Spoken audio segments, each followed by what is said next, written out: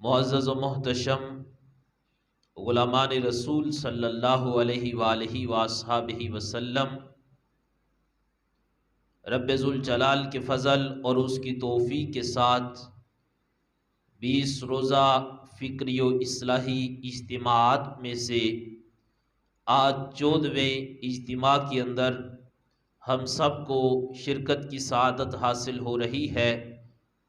میری دعا ہے رب ذوالجلال حاضرین کا آنا اپنی بارگاہ میں قبول فرمائے۔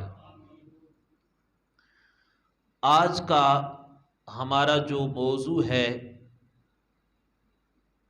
داماد رسول خلیفہ سوم حضرت سیدنا عثمان غنی رضی اللہ تعالی عنہ اور خلافت کی ترتیب۔ حضرت عثمان غنی رضی اللہ تعالی عنہ میرے اور آپ کے کریم محبوب علیہ السلام کے داماد ہیں۔ مولا علی مشکل کشا شیر خدا رضی اللہ تعالیٰ عنہ بھی داماد مصطفیٰ ہیں اور حضرت عثمان غنی بھی داماد مصطفیٰ ہیں۔ حضرت مولا علی رضی اللہ تعالیٰ عنہ سیدہ کائنات سیدہ فاطمہ رضی اللہ تعالیٰ عنہ کا نکاح ان کے ساتھ ہوا اور حضرت عثمان غنی کے نکاح میں میرے محبوب علیہ السلام کی 2 بیٹیاں یکے بعد دیگرے آئی۔ اب جب ایک بیٹی کا وصال ہوا، اللہ کے محبوب علیہ السلام نے دوسری بیٹی کا نکاح حضرت عثمان غنی سے کروا دیا۔ پھر میرے محبوب علیہ السلام نے فرمایا، حضور فرماتے ہیں اگر میری 40 بیٹیاں بھی ہوتی، میں ایک کے بعد دوسری، دوسری کے بعد تیسری، فرمایا میں 40 کی 40 بیٹیوں کا یکے بعد دیگرے عثمان غنی کے ساتھ نکاح کروا دیتا۔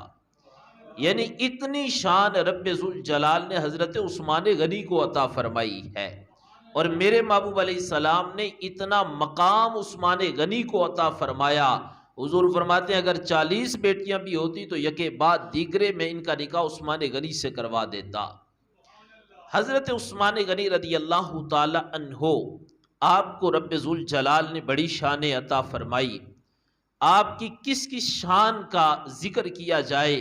میرے محبوب علیہ السلام نے فرمایا کہ اللہ تعالیٰ نے میری امت کے اندر بڑے بڑے حیا والے شخص پیدا کیے۔ فرمایا میری امت میں اگر سب سے زیادہ کوئی حیا والا شخص ہے تو فرمایا اس کا نام عثمان غنی ہے رضی اللہ تعالی عنہ۔ اور حضرت عثمان غنی کی شان کے ساتھ جو خلافت کی ترتیب ہے، کیونکہ عثمان غنی رضی اللہ تعالیٰ عنہ کی شان آگے بھی آپ سماعت کرتے ہیں، ذوالحجہ شریف میں باقاعدہ جمعۃ المبارک پر بھی ان کا ذکر خیر ہوا، لیکن جو خلافت کی ترتیب ہے اس کا علم ہونا یہ ہمارے لیے بہت ضروری ہے۔ ہمارا اہل سنت کا یہ عقیدہ ہے، خلافت کی ترتیب میں سب سے پہلا نمبر حضرت سیدنا ابو بکر صدیق کا ہے، دوسرا نمبر حضرت سیدنا عمر فاروق کا ہے، تیسرا نمبر حضرت عثمان غنی کا ہے، اور چوتھا نمبر مولا علی کا ہے۔ اب اگر سادہ سے انداز میں کوئی سوال کرے کہ یہ جو تم خلافت کی ترتیب بتاتے ہو، یہ خلافت کی ترتیب کیسے ہے اور کہاں سے ثابت ہے، بس ایک ہی مختصر سا جواب یاد کر لو، ہم جو خلافت کی ترتیب بتاتے ہیں یہ مولا علی نے ہمیں عطا فرمائی ہے۔ ہمارا جو خلافت کے اعتبار سے عقیدہ ہے، زیادہ لمبی بحث کی طرف نہیں، بس ایک ہی جملے میں بات ختم۔ ہمارا جو عقیدہ ہے کہ ابو بکر صدیق پہلے خلیفہ، عمر فاروق دوسرے خلیفہ، عثمان غنی تیسرے خلیفہ، مولا علی چوتھے خلیفہ، کہو یہ سبق ہی ہمیں حضرت مولا علی نے عطا فرمایا ہے۔ خلافت کے اعتبار سے جس طرح اب نبی سارے اللہ کے ہیں اور رب نے سارے نبیوں کو شان عطا فرمائی ہے، لیکن نبیوں میں بھی ہر ایک نبی پر دوسرے نبی کو فضیلت ہے، اور پھر سارے نبیوں پر رب ذوالجلال نے امام الانبیاء کو فضیلت عطا فرمائی ہے۔ اسی طرح ساری کتابیں اللہ کی، لیکن تمام کتابوں پر رب ذوالجلال نے قرآن مجید کو فضیلت عطا فرمائی ہے۔ دن سارے اللہ کے ہیں، لیکن دنوں میں بھی رب ذوالجلال نے جمعہ کے دن کو سارے دنوں پر فضیلت عطا فرمائی ہے۔ اب صحابہ سارے میرے محبوب علیہ السلام کے ہیں، اور یاد رکھو ہر وہ شخص جو صحابی رسول ہے، جس کو شرف صحابیت حاصل ہوا، امت پر فرض ہے کہ ہر صحابی کا ادب و احترام کرے، اور یہ ہمارے ایمان کا حصہ ہے کہ ہر صحابی رسول کا ادب و احترام کرے۔ رہی بات حضرت مولا علی رضی اللہ تعالی عنہ، آپ خود فرماتے ہیں، آپ کہتے ہیں ایک دن امام الانبیاء صلی اللہ علیہ وآلہ وآلہ وسلم تشریف فرما ہے۔ امام الانبیاء نے فرمایا یہ حضور کا فرمان ہے، اور ہم تک کیسے پہنچا؟ حضرت مولا علی نے ہم تک پہنچایا ہے۔ حضرت علی خود اس کو روایت کرتے ہیں، کہتے ہیں ایک دن حضور تشریف فرما تھے، اور حضور علیہ السلام اپنے صحابہ کی شان کو بیان کر رہے تھے۔ اب کس ترتیب کے ساتھ بیان کیا اور کس انداز کے ساتھ بیان کیا؟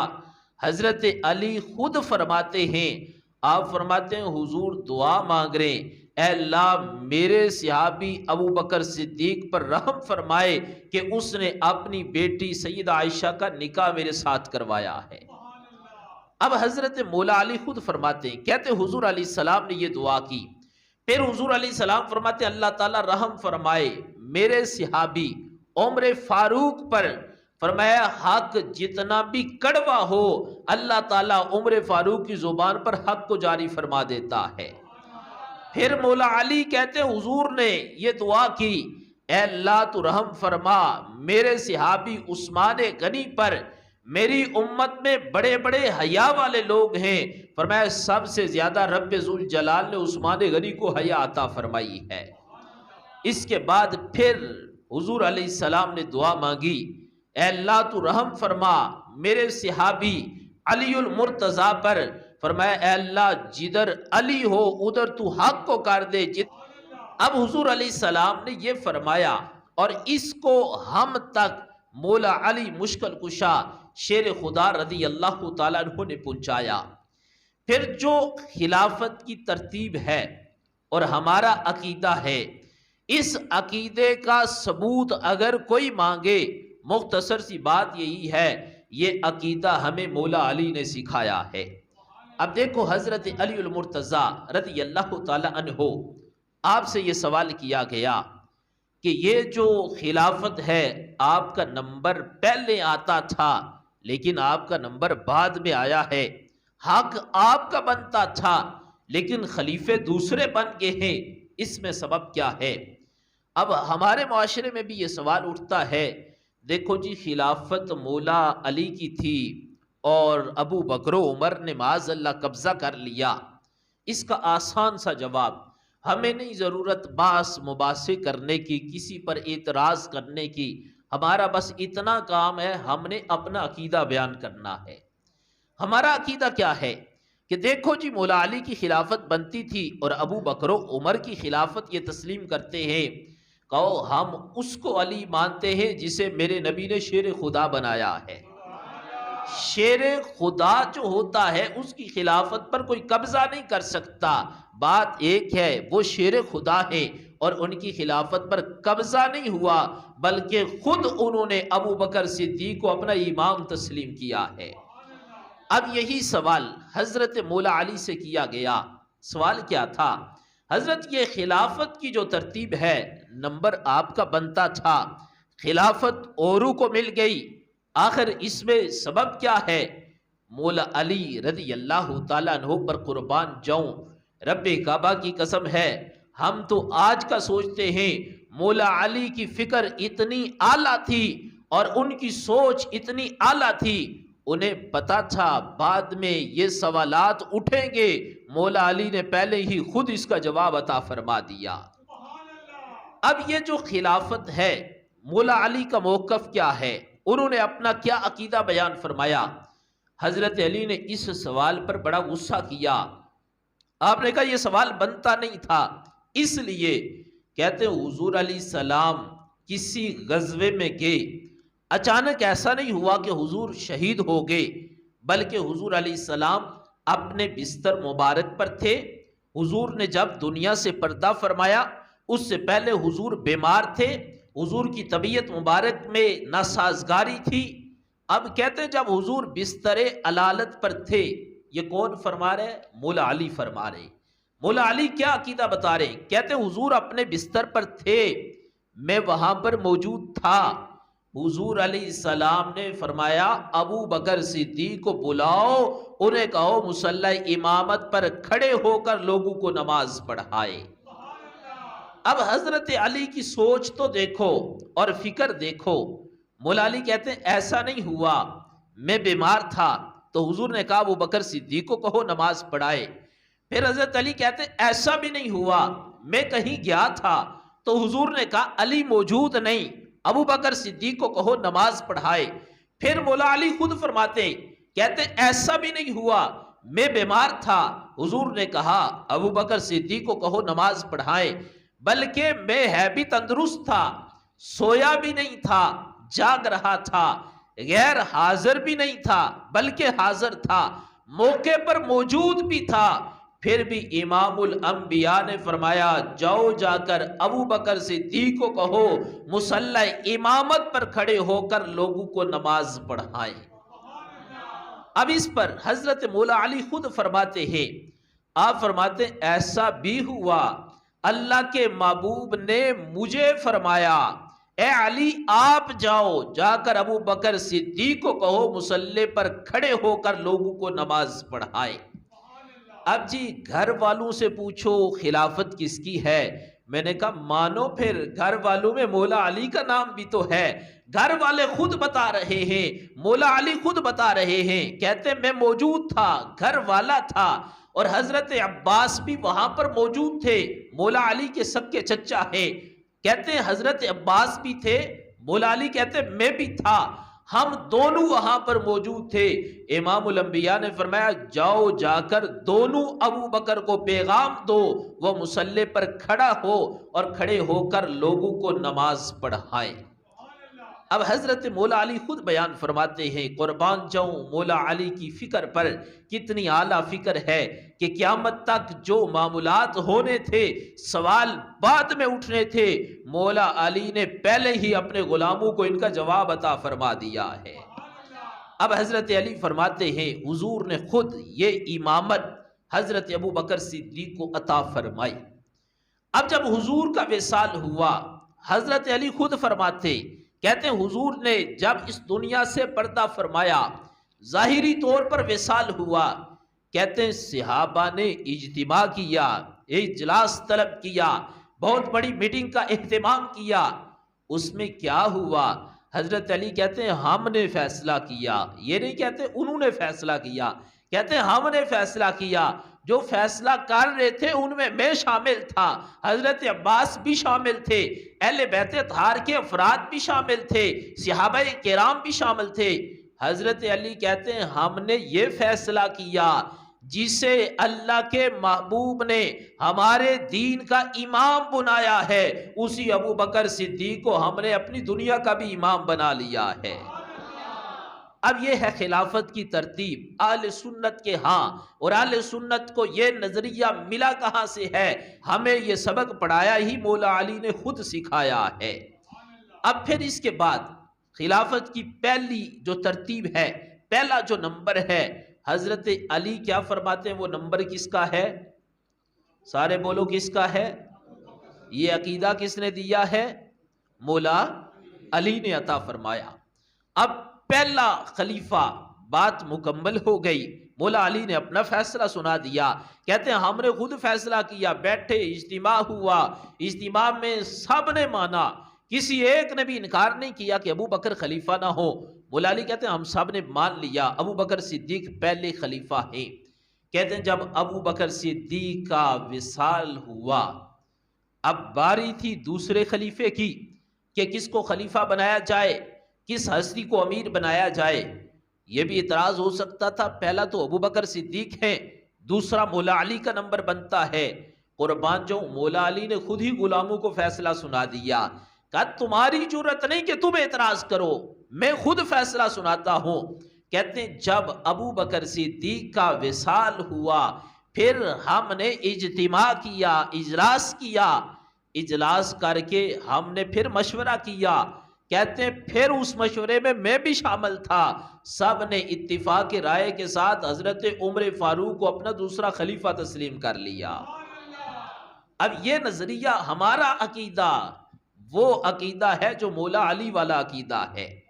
کہتے ہیں حضرت عمر فاروق کی شہادت کے بعد، وقت چونکہ مختصر ہے اس لیے بات میں مختصر کر رہا ہوں، کہتے ہیں کہ اب حضرت عمر فاروق کی شہادت کے بعد پھر خلافت کا مسئلہ تھا۔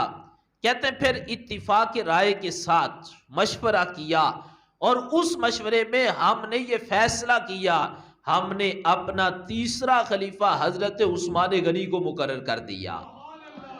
کہتے ہیں اب عثمان غنی کے بعد پھر اتفاق کے ساتھ صحابہ نے اجتماع کیا، اجلاس کیا، اور اس میں چوتھا خلیفہ انہوں نے اس میں میرا انتخاب کر دیا۔ اب یہ جو ترتیب خلافت ہے جو میں سنا رہا ہوں، جو میں بتا رہا ہوں، یہ آج کے ملا نے نہیں سکھائی، یہ وہ ترتیب خلافت ہے جو مولا علی نے خود اس امت کو سکھائی ہے۔ اور پھر حضرت علی کا انداز دیکھو، کہتے ہیں ایک دن اللہ کے محبوب علیہ السلام آپ نے ایک اونٹ کا بچہ خریدا، اور خریدا بھی ایک یہودی سے، اب اس سے ادھار لیا۔ اب جب سودا مکمل ہو گیا، بات طے ہو گئی، وہ جا رہا تھا، مولا علی کو کسی نے بتایا کہ آج یہ بات طے ہوئی ہے۔ حضرت علی راستے میں تھے، کہتے ہیں میں نے اس کو بھیجا واپس، تم جاؤ حضور کے پاس، یہ بات ہے ادھار کی، اور حضور سے جا کر یہ سوال کرو، محبوب جانا تو سب نے ہے، اگر آپ کا اس دنیا سے ظاہری طور پر وصال ہو گیا، میں نے جو پیسے لینے ہیں محبوب آپ کے وصال کے بعد یہ رقم میں کس سے جا کر وصول کروں؟ اب بھیجا ہے حضور کے پاس، اور بھیجنے والے کون ہیں؟ مولا علی رضی اللہ تعالی عنہ۔ کہتے ہیں میں نے بھیجا، جاؤ حضور سے سوال کرو، محبوب اگر آپ کا وصال ہو گیا، رقم تو میں نے لینی ہے، پھر کس سے لوں؟ مولا علی کا تو یہ بھی یقین تھا وہ رقم خود بھی دے سکتے تھے، لیکن محبوب کے پاس بھیجنے کا مقصد یہ تھا قیامت تک جو سوال اٹھیں گے آج علی اس کو بھیجے تاکہ حضور خود ان سوالوں کا جواب عطا فرما دے۔ اب کہتے ہیں وہ اس کو حضرت مولا علی نے بھیجا، وہ بندہ گیا، جا کر سوال کیا، محبوب اگر آپ کا ظاہری طور پر وصال ہوا، رقم میں نے لینی ہے، آپ کے بعد یہ رقم کس سے جا کر مانگوں؟ اللہ کے محبوب نے فرمایا اگر میرا وصال ہو گیا پھر میرے صحابی ابو بکر صدیق سے جا کر یہ رقم تم نے وصول کرنی ہے۔ اب اس کے بعد وہ پیغام لے کر آتا ہے، مولا علی پھر راستے میں کہا ہاں بتاؤ حضور نے کیا جواب دیا؟ اس نے کہا حضور نے فرمایا ہے اگر میں نے دنیا سے پردہ فرمایا تو جا کر یہ رقم ابو بکر صدیق سے وصول کرنا۔ اب دیکھو حضرت علی کی نظر کہاں پر تھی، آپ نے پھر واپس بھیجا، کہو دوبارہ پھر جاؤ حضور سے یہ سوال کرو، حالانکہ اچانک یہ سوال بنتے نہیں تھے، لیکن وہ میری اور آپ کی سوچ ہے، مولا علی کی سوچ تھی، ان کی فکر تھی، انہیں پتا تھا بعد میں سوال اٹھیں گے، میں پہلے ہی سوال کر کے حضور سے اس کا جواب مانگ لوں اور اللہ کے رسول خود اپنی زبان سے اس کا جواب عطا فرما دے۔ اب کہا پھر جاؤ، پھر وہ شخص گیا، محبوب اگر آپ کے بعد ابو بکر صدیق کا وصال ہو گیا، رقم میں نے لینی ہے، پھر کس سے مطالبہ کروں؟ میرے محبوب نے فرمایا ابو بکر صدیق کے بعد اگر ان کا وصال ہو گیا یہ رقم تم نے جا کر عمر فاروق سے وصول کرنی ہے۔ پھر آیا مولا علی کو بتایا، اے مولا علی مشکل کشا شیر خدا، حضور نے تو یہ جواب دیا ہے کہ میرے بعد ابو بکر کے بعد عمر، اگر عمر کا وصال ہوا، مولا علی نے فرمایا جاؤ پھر جا کر پھر سوال کرو، محبوب اگر ابو بکر صدیق کا وصال ہو گیا، عمر فاروق کا وصال ہو گیا، رقم میں نے واپس لینی ہے، پھر کس سے جا کر مانگوں، میں کس سے سوال کروں؟ میرے نبی نے فرمایا اگر عمر فاروق کا وصال ہو گیا، عمر فاروق کے بعد یہ رقم تم نے عثمان غنی سے وصول کرنی ہے۔ اب اس کے بعد جو جواب ملا، اللہ کی قسم وہ سن کر بندے کا ایمان تازہ ہو جاتا ہے، سنی کا عقیدہ واضح ہو جاتا ہے۔ اب جب وہ تیسری مرتبہ وہ یہودی واپس آیا، کہا حضور نے فرمایا ہے عثمان غنی سے وصول کرنا۔ مولا علی کے دل میں بات آئی، کہا اب 3 نمبر تو حضور نے لگا دیے ہیں، لگتا ہے چوتھا نمبر میرا ہی ہوگا۔ آپ نے فرمایا پھر جاؤ حضور کے پاس۔ اب جو حضور نے جواب دیا وہ بڑا سننے والا ہے، کہا پھر جاؤ حضور کے پاس، جا کر عرض کرو محبوب اگر عثمان غنی کا وصال ہو گیا پھر یہ رقم کس سے وصول کروں؟ جب وہ شخص گیا میرے نبی کی خدمت میں، میرے نبی نے فرمایا اگر عثمان غنی کا وصال ہو گیا پھر یہ رقم اس سے وصول کرنا جو بار بار تمہیں میری بارگاہ میں بھیج رہا ہے۔ اب دیکھو یہ مولا علی کے سوال تھے، میرے نبی نے خود جواب عطا فرمائے۔ اب مولا علی خود فرماتے ہیں، کہتے ہیں حضور نے فرمایا اس کے ہاتھ، میں نے پوچھا کہ کس کا نمبر ہے اگر عثمان کا بھی وصال ہوا؟ کہتے ہیں حضور نے فرمایا جو بار بار تمہیں بھیج رہا ہے اس کا نام علی ہے، اس کو جا کر بتا دو جب عثمان کا وصال ہو گیا تو یہ رقم تم نے جا کر علی المرتضیٰ سے وصول کرنی ہے۔ یہ انداز ہے حضرت مولا علی رضی اللہ تعالیٰ عنہ کا، ہمیں سمجھانے کا، عقیدہ سکھانے کا، خلافت کی ترتیب بتلانے کا، اور اس امت کو راہ راست پہ لانے کا، اور مولا علی کا اپنے غلاموں کو جنت میں لے جانے کا، اور مولا علی کا اپنے غلاموں کو جہنم سے بچانے کا یہ انداز ہے۔ آپ نے فرمایا اگر میری ماننی ہے تو میں نے تمہیں اپنا فیصلہ سنا دیا ہے، ہم نے ابو بکر کو اپنا پہلا خلیفہ تسلیم کر لیا ہے، ہم نے دوسرا نمبر عمر فاروق کو دے دیا ہے، ہم نے تیسرا نمبر عثمان غنی کو دیا ہے، اور چوتھا نمبر میرا بنتا ہے۔ جو بھی میرا غلام ہوگا وہ میرے فیصلے کو ہی قبول کرتا تمہیں نظر آئے گا۔ معزز سامعین و ناظرین، یہ مختصر سے وقت میں خلافت کی جو ترتیب ہے اس کا تعلق ہمارے عقیدے کے ساتھ ہے۔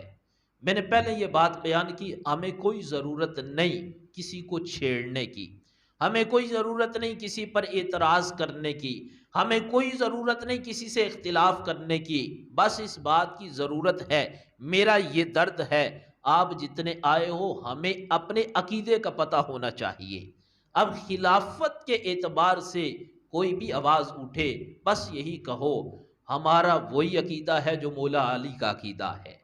وہ پوچھے خلافت کی ترتیب تو کہو بس ہمیں زیادہ پتہ نہیں، ہم نے کچھ پڑھا ہی نہیں، ہم نے اتنا کچھ سیکھا ہی نہیں، ہمارے پاس تو اتنا علم ہی نہیں، بس ہمیں اتنا پتہ ہے جو مولا علی کا عقیدہ ہے اللہ نے وہی عقیدہ ہمیں بھی عطا فرمایا ہے۔ تو میری دعا ہے اللہ تعالی ہمیں اپنے عقائد کو سمجھنے کی توفیق عطا فرمائے۔ جو باتیں میں بیان کرتا ہوں کوشش کیا کریں ان کو اچھے طریقے سے سماعت کرنے کے بعد ان کو یاد کیا کریں، اور یاد کر کے اپنے ذہنوں میں بٹھایا کریں، اور کم از کم جو اپنے دوست ہیں جو آپ کے پاس اٹھتے بیٹھتے ہیں یا آپ اپنے گھر میں جاتے ہو گھر میں جا کر یہ باتیں بتایا کرو، تاکہ کم از کم جو نیکی کا پیغام ہے وہ زیادہ سے زیادہ عام ہو سکے۔ اللہ تعالی ہمیں عقائد اہل سنت کو سمجھنے کی توفیق عطا فرمائے۔ اللہ تعالی ہمیں اپنے پیارے محبوب علیہ السلام کی غلامی والی زندگی اور غلامی والی موت نصیب فرمائے۔ وما علینا الا البلاغ۔